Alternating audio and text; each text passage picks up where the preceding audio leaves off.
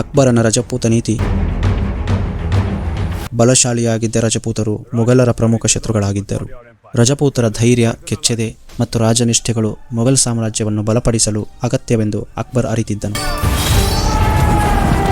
ಆದ್ದರಿಂದ ಅಕ್ಬರನು ಅವರ ಬೆಂಬಲ ಗಳಿಸಿಕೊಳ್ಳಲು ಸ್ನೇಹ ಸಂಬಂಧ, ಸಹಕಾರ ನೀತಿ, ವೈವಾಹಿಕ ಸಂಬಂಧಗಳನ್ನು ಏರ್ಪಡಿಸಿಕೊಳ್ಳುವುದು ಮತ್ತು ಅವರನ್ನು ಮನ್ಸಬ್ದಾರರನ್ನಾಗಿ ನೇಮಿಸಿಕೊಳ್ಳುವ ಕ್ರಮಗಳನ್ನು ಅನುಸರಿಸಿದನು. ಅಂಬರ್ ಜೈಪುರದ ಬಿಹಾರಿ ಮಲ್ಲ ಮಗಳು ಜೋಧಾಬಾಯಿಯನ್ನು ಅಕ್ಬರ್ ವಿವಾಹವಾದನು. ರಣಥಂಬೋರ್ನ ರಾಜ ಸುರ್ಜನ್ ರಾಯ್ ಸ್ವ ಇಚ್ಛೆಯಿಂದ ಅಕ್ಬರನ ಪ್ರಭುತ್ವವನ್ನು ಒಪ್ಪಿದನು. ಕಲಿಂಜಾರದ ರಾಜ ರಾಮಚಂದ್ರನು ಸಾಮಾನ್ಯ ಶಕ 1569ರಲ್ಲಿ ಸ್ವತಃ ಶರಣಾದನು. ಜೋಧಪುರ ಮತ್ತು ಬಿಕನೇರ್ ರಾಜ್ಯಗಳ ರಾಜರು ಸಹ ಅಕ್ಬರನ ಸಾರ್ವಭೌಮತ್ವವನ್ನು ಒಪ್ಪಿಕೊಂಡರು. ಮೇವಾರ ರಾಜ್ಯವು ಅಕ್ಬರನ ಪ್ರಭುತ್ವವನ್ನು ಸ್ವೀಕರಿಸಲು ಒಪ್ಪದ ಏಕೈಕ ರಜಪೂತ ರಾಜ್ಯವಾಗಿತ್ತು. ಸಾಮಾನ್ಯ ಶಕ 1568ರಲ್ಲಿ ಅಕ್ಬರ್ ಮೇವಾರದ ರಾಜ ಉದಯ ಸಿಂಗ್ನನ್ನು ಸೋಲಿಸಿ ಅವನ ರಾಜಧಾನಿ ಚಿತ್ತೂರನ್ನು ವಶಪಡಿಸಿಕೊಂಡನು. ಆದರೆ ಉದಯ ಸಿಂಗ್ ತನ್ನ ಮರಣದವರೆಗೂ ಮೊಘಲರ ವಿರುದ್ಧ ಹೋರಾಟವನ್ನು ಮುಂದುವರಿಸಿದನು. ಉದಯ ಸಿಂಗ್ನ ಮರಣದ ನಂತರ ಅವನ ಮಗ ರಾಣಾ ಪ್ರತಾಪ ಸಿಂಗ್ನು ಹೋರಾಟವನ್ನು ಮುಂದುವರಿಸಿದನು.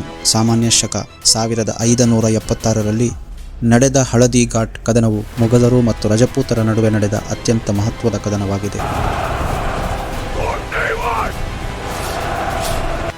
ಈ ಕದನದಲ್ಲಿ ರಾಣಾ ಪ್ರತಾಪ ಸಿಂಗನು ತೀವ್ರ ನಷ್ಟವನ್ನು ಅನುಭವಿಸಿದನು. ರಾಣಾ ಪ್ರತಾಪ ಸಿಂಗನ ಮರಣಾನಂತರವೇ ಅಕ್ಬರನು ಮೇವಾಡವನ್ನು ಸಂಪೂರ್ಣವಾಗಿ ವಶಪಡಿಸಿಕೊಳ್ಳಲು ಸಾಧ್ಯವಾಯಿತು.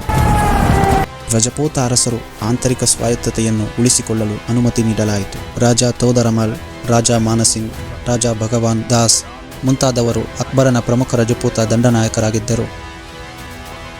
ಧಾರ್ಮಿಕ ನೀತಿ. ಅಕ್ಬರನು ಮಧ್ಯಕಾಲೀನ ಭಾರತದ ಜ್ಞಾನಸಂಪನ್ನ ಮತ್ತು ಉದಾರಿ ಚಕ್ರವರ್ತಿಗಳಲ್ಲಿ ಅತ್ಯಂತ ಪ್ರಮುಖನಾಗಿದ್ದನು. ಹಿಂದೂ ಯಾತ್ರಿಕರು ಕೊಡಬೇಕಾಗಿದ್ದ ಯಾತ್ರಾ ತೆರಿಗೆಯನ್ನು ಸಾಮಾನ್ಯ ಶಕ 1563ರಲ್ಲಿ ರದ್ದುಪಡಿಸಿದನು. ಅಂತೆಯೇ ಜಜಿಯಾ ತೆರಿಗೆಯನ್ನೂ ಸಹ ರದ್ದುಪಡಿಸಿದನು. ಯಾವುದೇ ಅಡೆತಡೆಗಳಿಲ್ಲದೆ ಜನರು ತಮ್ಮ ಆರಾಧನಾ ಸ್ಥಳಗಳನ್ನು ನಿರ್ಮಿಸಿಕೊಳ್ಳಲು ಅವಕಾಶ ನೀಡಿದನು. ಹಿಂದೂಗಳನ್ನು ಉನ್ನತ ಹುದ್ದೆಗಳಿಗೆ ನೇಮಿಸಿದ ಮತ್ತು ಹಲವಾರು ಹಿಂದೂ ಹಬ್ಬಗಳಲ್ಲಿ ಅವನು ಪಾಲ್ಗೊಳ್ಳುತ್ತಿದ್ದನು. ಅವನ ಹಿಂದೂ ಮಡದಿಯರು ಸಹ ಅವನ ಮೇಲೆ ಅಸಾಧಾರಣ ಪ್ರಭಾವ ಬೀರಿದ್ದರು. ಬಾಲ್ಯ ವಿವಾಹ ಮತ್ತು ಸತಿ ಪದ್ಧತಿಯನ್ನು ನಿಷೇಧಿಸಿದ ಅವನು ವಿಧವೆಯರ ಮರು ವಿವಾಹವನ್ನು ಪ್ರೋತ್ಸಾಹಿಸಿದನು.